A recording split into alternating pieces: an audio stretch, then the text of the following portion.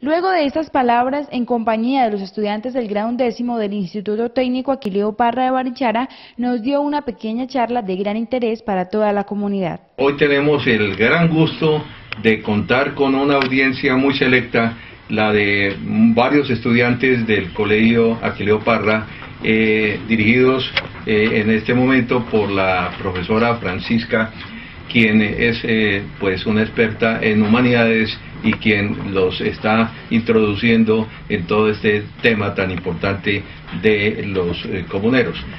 Pero oigamos al doctor Pedro, quien en una forma tal vez un poco breve, panorámica, les va a contar a los estudiantes y a la profesora Francisca naturalmente en qué consistió esto de la Revolución Comunera y cuál es el legado, porque es muy importante que no dejemos eso allá como una pieza del pasado, sino como algo que la juventud justamente debe recibir, manejar y ojalá proyectar hacia otras generaciones que los han de seguir a ellos.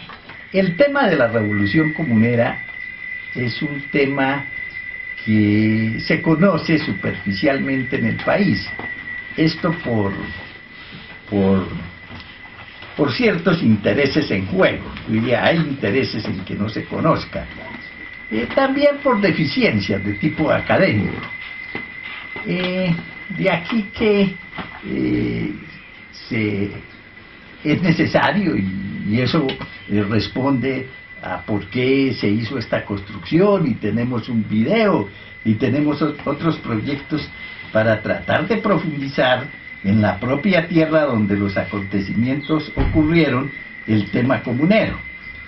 Sí, hay cuestiones que hay que tener muy en claro, y es que la Revolución Comunera, que nosotros conocemos como la Revolución Comunera, aconteció 7 años después de la Revolución de Independencia de los Estados Unidos. Se podría hasta pensar que hubo un influjo de esos acontecimientos en lo nuestro. Yo no creo. Las comunicaciones entre nosotros y ese mundo anglosajón norteamericano era muy pobre. Además, sistemas de comunicación como los que hoy existen, que es la televisión y la radio, pues mucho menos. Yo creo que nosotros desconocíamos, aquí se desconocía lo que había pasado en Estados Unidos, pero también hay que tener en cuenta otra fecha.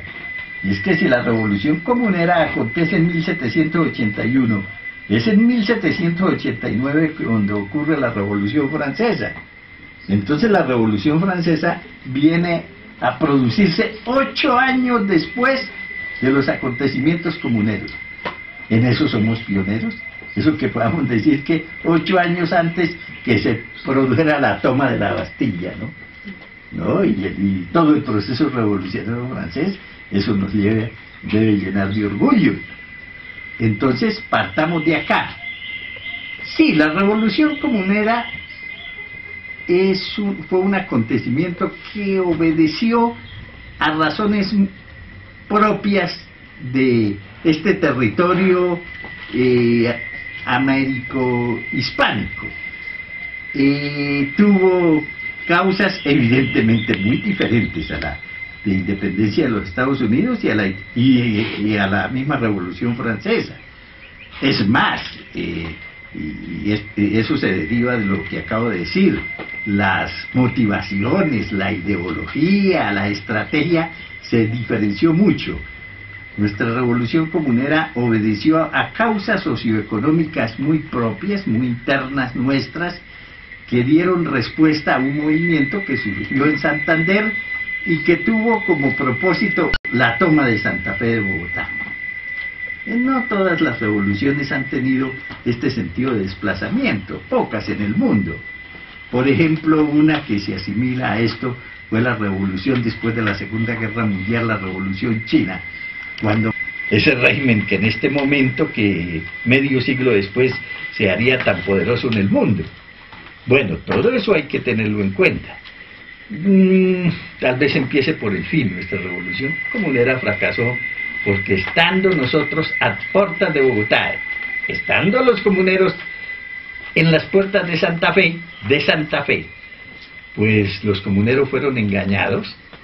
En ello tuvo papel preponderante el arzobispo Caballero y Góngora, que ustedes lo ven aquí. Para mí Caballero fraguó el engaño y se prestó para ritualizarlo. Y los comuneros, ante unas capitulaciones que firmaron, esto es, ante un acuerdo que firmaron, se regresaron para Santander, estando a un día de Santa Fe. Y cuando iban regresando, porque ese no había medios de transporte, los caminos eran muy difíciles, de Santa Fe al Socorro, del Socorro a Santa Fe por lo menos se iban 10 días. Cuando estaban en proceso de retorno, pero casi inmediatamente después de regresar, en Santa Fe los santafereños, las autoridades virreinales desconocieron lo firmado, ordenaron perseguir a Galán, porque Galán fue un héroe, ahí lo vemos, que estuvo en contra de las capitulaciones, porque él estaba haciendo una misión militar mandado por Berbeo en el río Magdalena, y entonces sí, apresaron a Galán y lo ejecutaron. Bueno, empecé por el fin del cuento. Pero esto que estamos llamando la Revolución Comunera son unos acontecimientos que tienen escenario allá en lo que tienen por epicentro el Socorro, pero antes que sucedieran hechos en el Socorro hubo acontecimientos previos de rebeldía en Simacota, en Mogotes, en Charalá y en Barichara. Una primera rebelión comunera, una de las primeras, ocurrió en Barichara el 11 de diciembre de 1780. Esto es 3 meses de los años de la Beltrán. Lo mismo podemos decir de Mogotes, etcétera, etcétera. Entonces, lo que hace el Socorro es una operación de coordinación de todo lo que había sucedido después. Por eso, para hablar de la Revolución Comunera, y les he advertido antes, hay que hablar de todo un desplazamiento. Eso nos obligó, entre otras cosas, a hacer este mapa. Ese mapa que ustedes están viendo ahí es un mapa en fibra de vidrio, es decir, de un material que se presta para mapas modernos de esta magnitud, y que va desde el lago de Maracaibo, allá en el fondo está el lago de Maracaibo, y más atrás está la Sierra Nevada de Santa Marta. Después podrán hacer una visita más en detalle a esto. Toda la parte de Venezuela, es porque Venezuela participó en la revolución de los comuneros. En Mérida, por ejemplo, aprobaron las capitulaciones. Y el mapa termina ya en las puertas de Santa Fe, en Zipaquirá. Entonces todo ese recorrido, principalmente desde el Socorro, ahí ven ustedes a Oiba, ustedes ven a Charalá, ustedes ven a Güemsa, no ven a Barbosa, por ejemplo, que esa es la ruta por el pueblo por donde uno pasa cuando va a Bogotá, pero es que Barbosa no existía. Ahí sí un pueblo más adelantico que se llama Puente Nacional, porque en el mismo sitio donde queda Barbosa el camino se bifurca. Era la misma ruta en esa época para ir, por ejemplo, del Socorro a Santa Fe. Había una ruta que cogía Puente Nacional, entonces se llamaba Puente Real, ¿no? Entonces se llamaba Puente Real. Una presentación que se va a mantener, pues para eso está hecho el CANEI, a efectos de que tanto las gentes de Barichara como visitantes de Barichara puedan asistir aquí regularmente a estas presentaciones.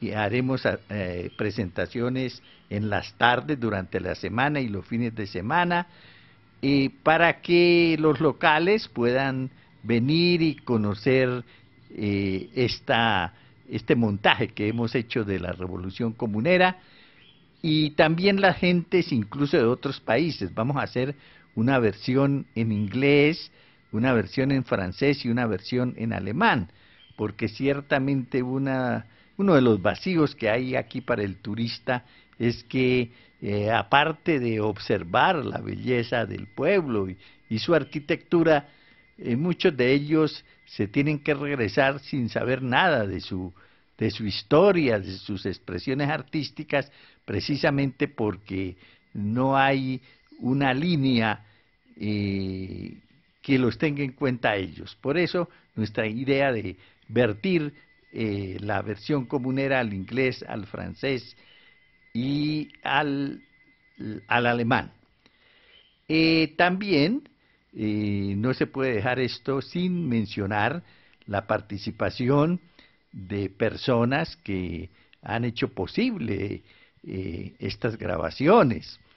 Está el profesor Álvaro Aguilar, está el abogado socorrano Javier Delgado, está también la primera ayudante aquí, asistente, que es Analisa González Borges, y otras personas. A quien sí he debido presentar hoy, pero no está, es al amigo y técnico en estas grabaciones, Pedro González. Ustedes ya lo conocen porque él es un experto en esto de audiovisuales y el que hizo posible técnicamente esta grabación. El CANEI estará abierto para todas estas presentaciones en una semana, en horario que comunicaremos por la radio y tal vez en la misma televisión aquí local, de modo que la gente pueda venir a asistir a las presentaciones del video que acabamos de presentar, pero también esto está hecho para celebrar festividades comuneras como la del 11 de diciembre, precisamente mañana vendrán gentes de distintas partes del departamento a hacer algunas presentaciones, a que haya una tertulia sobre el asunto comunero. De todos modos, este recinto se ofrece a todo el público barichara para efecto de complementar sus intereses que ustedes tengan en este tema de la revolución comunera. Y ya vieron en tomas el recinto comunero, pero este recinto tiene otros elementos. Yo diría es un conjunto cultural. Por ejemplo, aquí al lado tenemos lo que llamamos el centro de documentación. Ahí hemos recogido los libros que se han escrito en Colombia sobre los comuneros. En total consideramos que se han escrito entre novelas, poemas, álbumes, narraciones, tesis de grado, unas 100 obras. Aquí en nuestro centro de documentación tenemos unos 70 libros sobre el tema que también están a disposición aquí de la gente de Barichara. Pero también pretendemos hacer con esto un centro de acogida de investigadores, analistas de Colombia o aún del extranjero que estén interesados en el tema comunero, y tenemos unas cabañas en donde los podemos hospedar porque al fin y al cabo todo esto está destinado a ese fin. Hemos construido igualmente un molino al estilo de los molinos de los siglos XVI, XVII, en que se reproduce pues mucha de la arquitectura original en España, pero también aquí. Sabemos que en Colombia se construyeron algunos molinos, pero porque el molino está hecho para moler el trigo con que se hacía el pan, pero aquí la preferencia por el maíz hizo inútiles los molinos, aparte de dificultades con el viento. Pero tenemos un molino con una terraza en donde tenemos instalado un sistema de energía solar, también vamos a construir un sistema de energía eólica e igualmente un observatorio astronómico para ver el cielo, que en su debido momento estará abierto a los baricharas que estén interesados en el tema. Pues no es un punto de vista astronómico al estilo de los que tiene la NASA, pero sí es un equipo que puede ayudar bastante a quienes les interese como aficionados la vista del espacio sideral.